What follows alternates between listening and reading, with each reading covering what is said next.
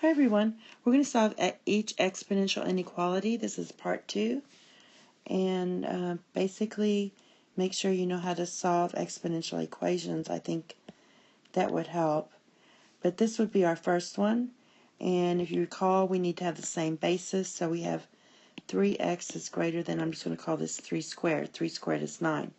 Since my bases are the same, I'm just going to look at this, so this is x is greater than 2. That's basically the easy one. Another one we have is 49 to the x power is less than or equal to 1/7. I'm going to change my basis to 7. I don't really want to deal with the negatives, so this is going to be 7 squared, and just multiply it by the x. And this is 7 to the negative 1, because that just equals 1 over 7. So I'm going to write the 7 to the negative 1. So we have 2x is less than or equal to negative 1. So x is less than or equal to negative 1/2. All right? And we have a few more. We have 3 to the 3x, minus 5 is greater than 81. So I'm going to change my basis to 3. The left side's already taken care of, and 81 is 3 to the 4th. And so we're going to solve our exponents. We have 3x minus 5 is greater than 4.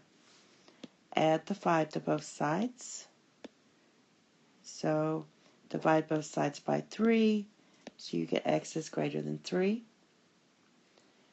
And another one we have is 3 to the 6n minus 5 is less than 9 to the 4n minus 3. Of course, my base is 3. So I'm going to write my 9 is 3 squared, and then solve from here. Just solve my exponents. Now what I'm going to do is subtract 6n from both sides and add 6 to both sides.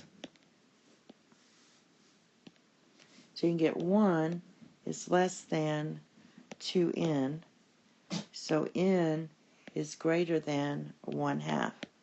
Of course, they want you to write that like n is greater than 1/2. Just reading it from left to right versus from right to left.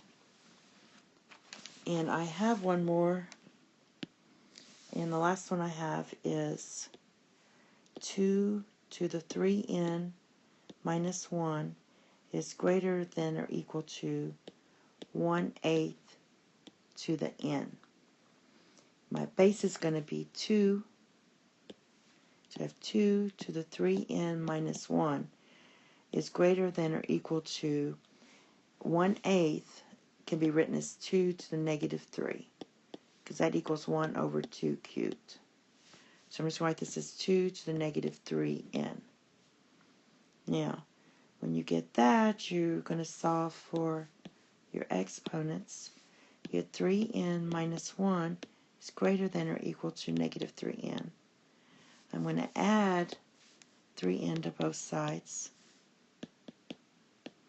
and add 1 to both sides. So you can get 6n is greater than or equal to 1. So n is greater than or equal to 1/6. And that's all. The next thing we're going to start going over is logarithms. Take care. Bye-bye.